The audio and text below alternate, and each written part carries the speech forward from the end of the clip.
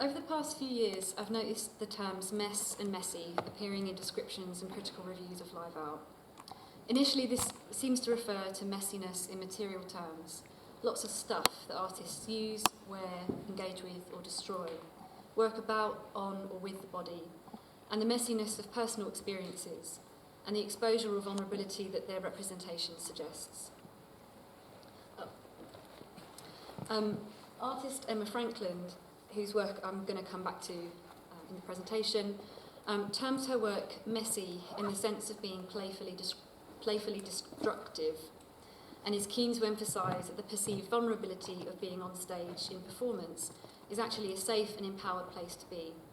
It's when she steps outside into the world that the risks become harder to mitigate. Mess is an evasive term. It's an evasive and expansive term. It reduces complexity, ambiguity, and conflict to a single word. It belies the intricacies to which it seemingly draws attention. It's an initially unserious term. It discourages further investigation. Messiness here is not intended as a claim to disorganisation, nor is it meant as a pejorative that seeks to undermine art that challenges hegemonic norms, although there are potentially harmful implications of the term that I'm going to explore. So this presentation explores mess and messiness as categorisations for live art that might be evasive, inconvenient, or illegible, that is, disruptive to institutionalising structures.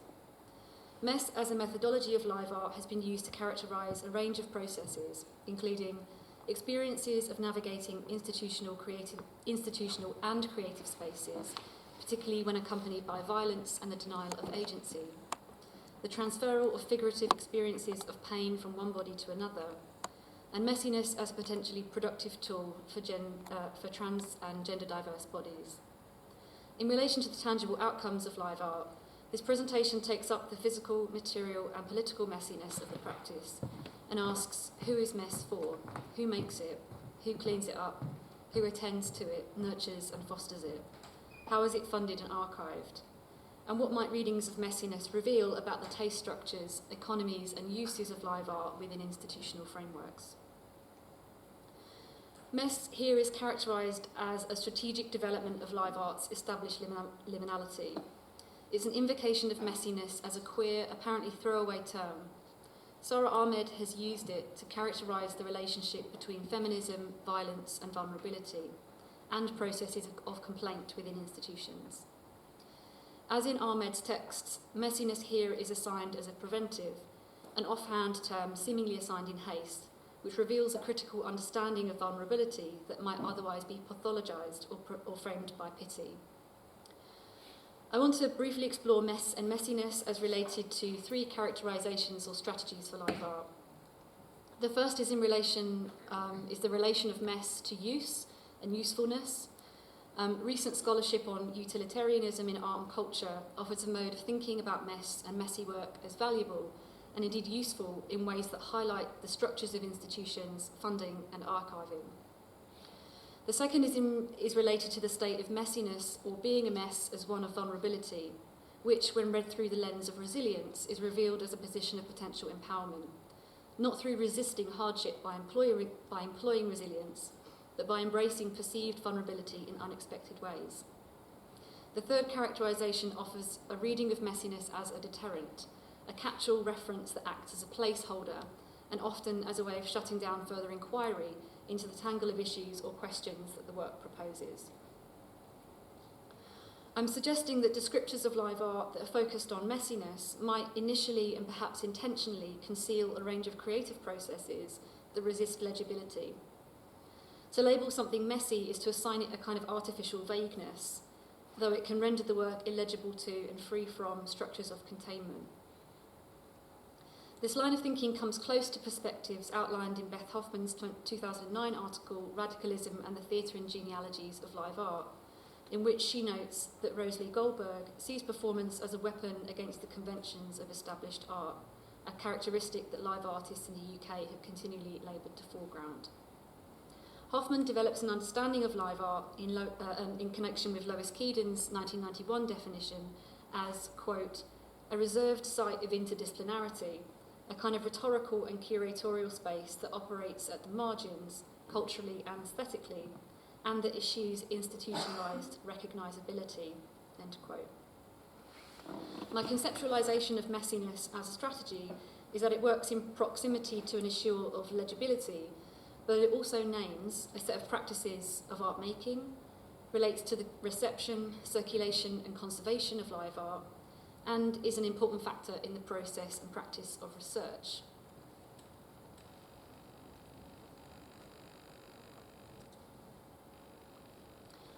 I start by thinking about the process of live art research as a messy practice. In their chapter, The Usefulness of Mess, Jenny Hughes, Jenny Kidd and Catherine McNamara established the fruitfulness of artistry, improvisation and decomposition in the practice of research in applied theatre. In their account, quote, decomposition refers to moments when designed and improvised research processes deteriorate in confrontation with experiences that confound expectations of an orderly, rule-bound, habitable universe. These moments are positioned as a troubling and potentially enriching part of a research process, end quote. Here, the messiness of research, particularly that which deals with unpredictable outcomes or moves beyond predetermined boundaries or expectations, is a productive force, one which connotes processes of regeneration and which recognises the importance of difficult moments of not knowing. The power and precarity of this not knowing opens up a space for the valuation of other kinds of non-knowledges. Hughes, Kidd and McNamara emphasise the importance of the messiness of research within what they call a practiced methodology, which, quote, argues for the usefulness of that which might be defined as the negative, confounding, discarded or ignored moments of practice that do not readily fit into a preconceived intentional schema of research, end quote. Messiness is constructed here as useful, but perhaps not necessarily desirable, given its association with a kind of amateurishness, lack of structure or precision. The predicted outcomes of research may be subject to false specificity, with tangents and misadventures ideally measured and mapped as quantifiable knowns. What might be demanded by research is a precision of articulation, or a cleaning up of the not known, or not yet known, into a linear and legible known. Messiness too might reveal and disrupt other conventions of legibility, in that messiness can be viewed as a failure to represent logical structure, to be uncomfortably revealing of difficult truths, and as a critical riposte to the socio-economic conditions in which subjects live and work. As Sarah Jane Bales suggests, whilst, quote, a prescriptive definition of success appeals to conservative ideology and the normative ambitions that consolidate its ideals, the altogether messier, undisciplined tactics that failure permits contribute to an anti-conformist ideology, one that seeks to redefine and loosen the boundaries that determine lived experience and representations that chase after it, end quote. Of course, as Bales explores, the distinction between success and failure is not so straightforwardly defined. The appeal to messiness as a kind of permissive term that connects to the amateurish, the undisciplined, and the anti-conformist makes possible considerations of mess or messiness as a determined strategy for work that represents or conveys the messiness of lived experience. Contrary to being permissive, messiness might offer a firm resistance to utilitarianism and narratives of productivity.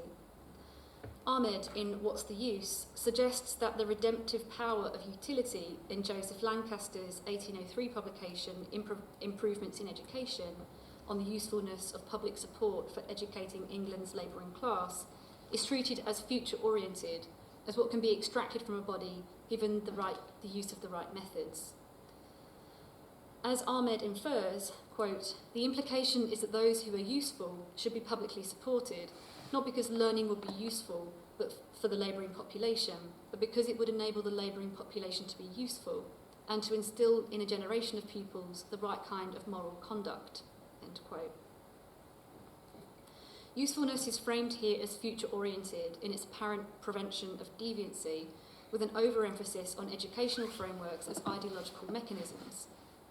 If being useful is future-oriented, be it economically, relating to social mobility, or even to the sexual reproduction and creation of a future workforce, then being aimless or imprecise, even messy, is at least static, if not history-oriented or retroactive in focus. One interpretation of messy work might be aimlessness, meandering, wandering, seemingly without a goal. I'm alert to the potential binary of the bourgeois wanderings and apparent aimlessness of the often male-identifying flaneur, and the perceived leanness and instrumentalisation of use and usefulness as it's being applied here. Such characterisations can risk becoming further embedded in works that seek to recuperate the value and use of art as an apparently useless activity. In The Usefulness of the Useless, Nuccio Ordine highlights an inherent risk in positioning art and creative knowledge as useless. This reinscribes the opposition of useful and useless along the same lines as those who would characterise art as extraneous or superfluous. It's also risky to suggest that useless arts become useful when they enable us to escape from the crises and realities of everyday life. Again, this reinscribes the arts as external to the functioning of the everyday. What I'm suggesting about the usefulness of mess and messiness in live art is that it is of the very messiness of everyday life. Messiness might counterproductively represent a commitment to stasis, or to that which is perceived as obsolete or committed to failure. Messiness might be something sticky, it might be something that sticks. Emma Franklin describes the messiness of her work as coming from a desire to earn the right to be taking up space, rather than doing it because it's inconvenient or annoying to clear up. In Gender Messy, a performance that Franklin made with her son Joey in 2021, she describes the thrill of children getting to gunge their parents outside of television shows, and the pleasures of messiness as a resistant and celebratory form of art making. Being messy means taking up space. It means standing your ground. Much of Franklin's work relates to her identity as trans, and as she describes, quote, "There is something messy in trans identity, in the way that we make and remake and gender hack our bodies. I can't think how I would make work about being trans that wasn't complicated and untidy and messy in a really beautiful way," end quote. Franklin's work exposes the difficulty of pinning down the uses of mess, or of messiness being put to use in specific ways. Messiness might be a commitment to joy and pleasure, a commitment to the messiness of the everyday.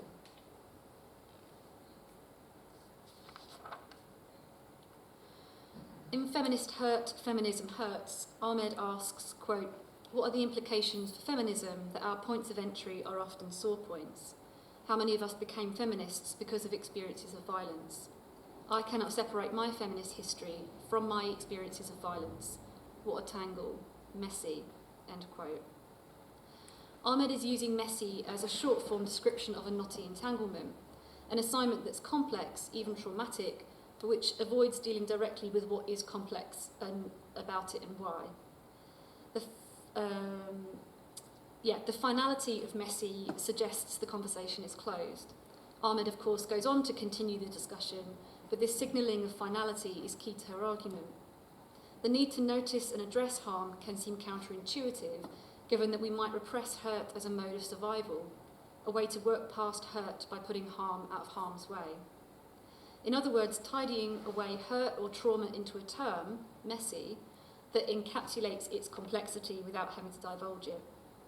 This strategy of apparent or at least initial avoidance suggests that the mess being described is possibly irresolvable, never-ending. Whilst potentially compounding the destructiveness, perhaps even violence of the mess by appearing to gloss over it, the descriptor messy can also serve a critical role when used by individuals to describe their own histories, as Ahmed does here. The messiness of harm or harm as mess can be complicated further in relation to vulnerability, resilience, and resistance. Erin C. Gilson unpicks the relationship between risk and vulnerability, whereby being or exposing oneself as vulnerable or vulnerable to harm or danger is conventionally perceived as undesirable, and management or control of risk an effective route to achieving invulnerability.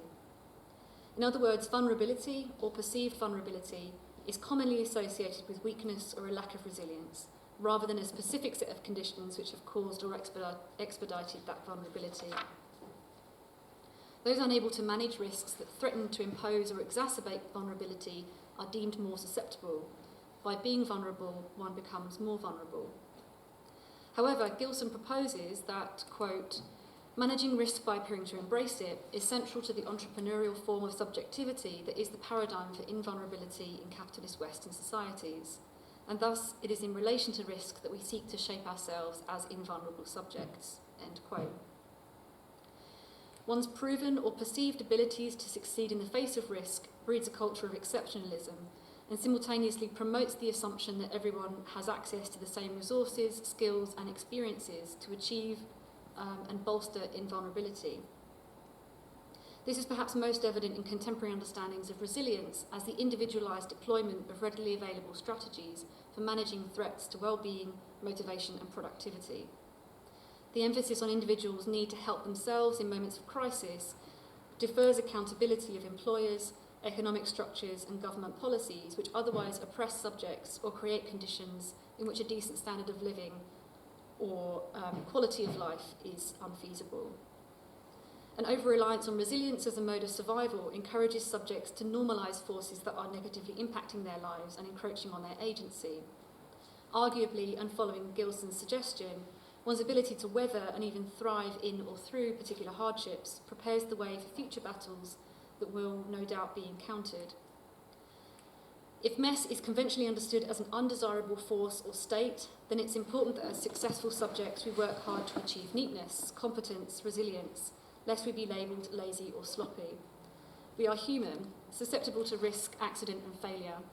We have permission to be a mess, providing that mess, or an eruption of it, doesn't begin to threaten the functioning working conditions of everyday life, as normatively constructed.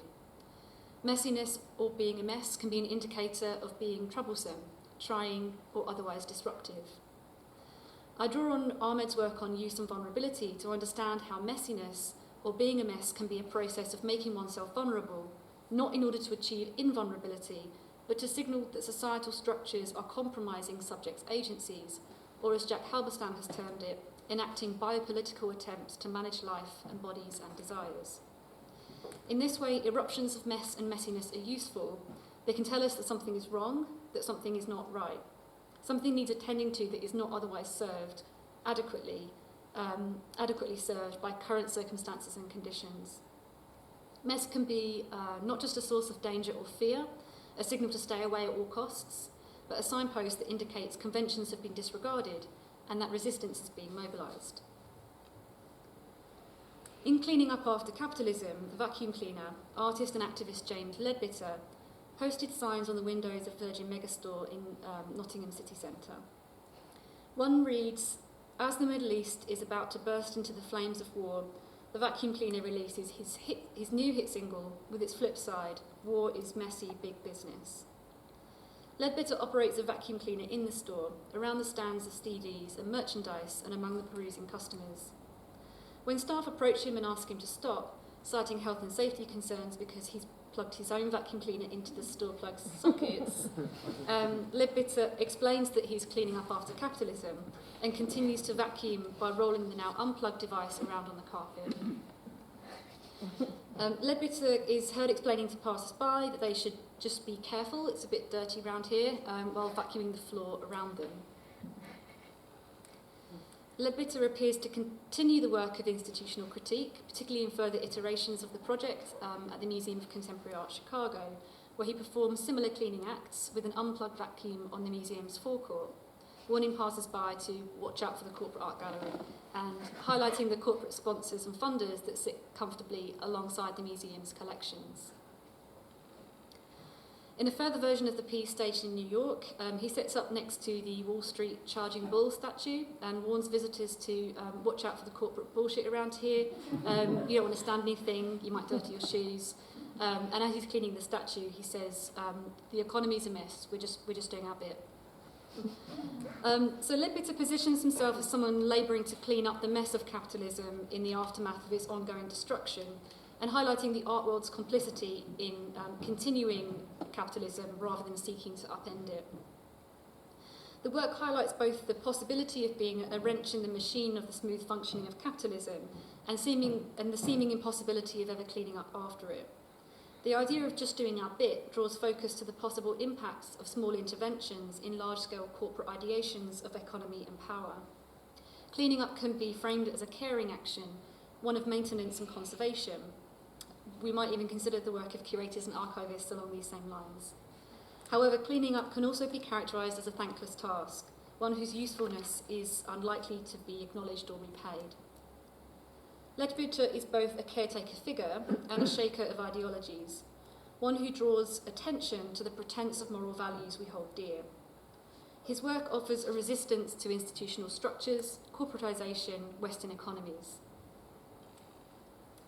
Can't see that very well, but in his 2011 work, The Ship of Fools, a self-initiated anti-section action, residency and mental creative space in which he wrote his own mental health act and detained himself under it, Leadbitter explores a resistance to containment or detainment through sectioning within the specific rule-bound structures of medical hospitalisation. Anna Harpin, utilising Ahmed's political framing of willfulness, writes of Leadbitter's role as, quote, a willful subject. His protests and artworks disrupt orthodoxy and consensus and put naturalised social and political contracts in bright lights. His practice asks if there might be a different way to live, end quote. Leadbitter, in appearing to embrace the sanitisation of cultural institutions in cleaning up after capitalism by attempting to vacuum the dirt that has accumulated, actually draws attention to the mess which most people would rather ignore, but of corporate funding of the arts and exploitation of artists and art workers. In The Ship of Fools, Leadbitter draws attention to attempts to manage subjects through containment, and as Harpin suggests, offers an attempt to navigate a creative route through profound distress as an antidote to toxic hospitalisation. Here, mess as harm or as harmful is upended in favour of the embrace and utilisation of mess as a strategy for radical resistance.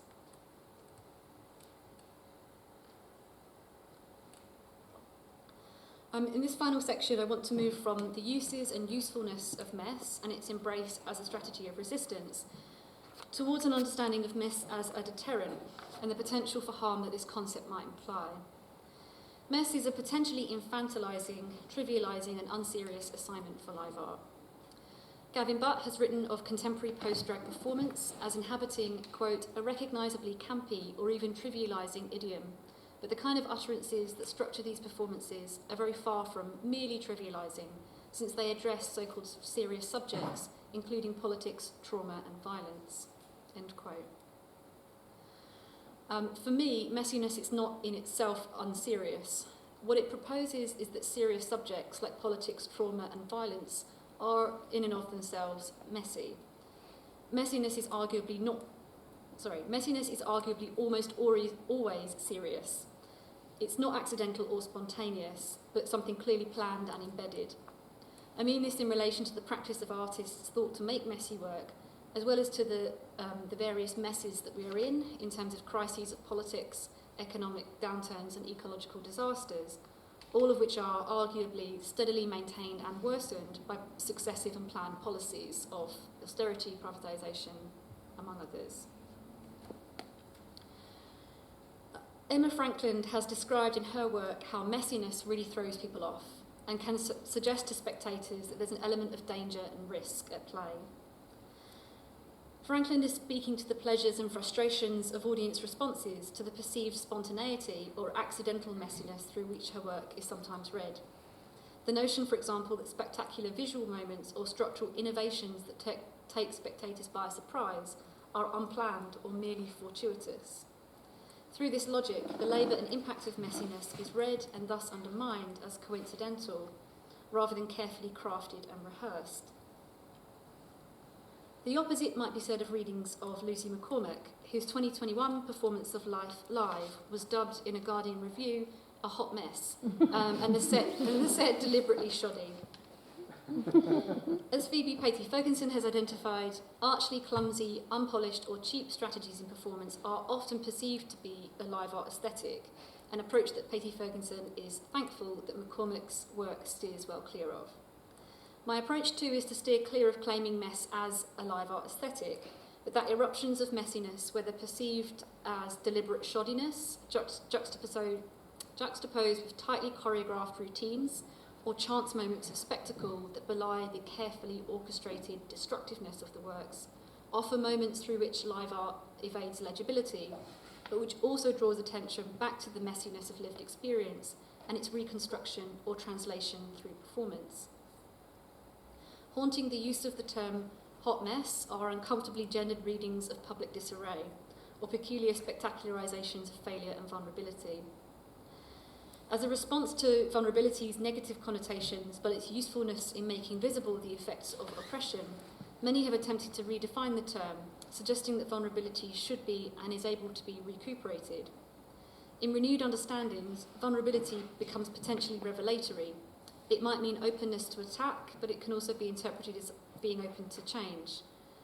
Just as hot mess suggests that one's vulnerability is publicly displayed, vulnerability as openness to change implies a collaborative, dialectical negotiation. Openness to criticism can leave one exposed and subject to abuses of power. It can also indicate readiness to change or mobilisation, readiness to embrace the unknown. But what if a concept cannot, or to all intents and purposes should not be recuperated? Where might chaos and mischief and the recuperation of formerly oppressive narratives of subjectivity become harmful? The hot mess is a fetishised and spectacularised failure, one which draws in witnesses, daring them to look.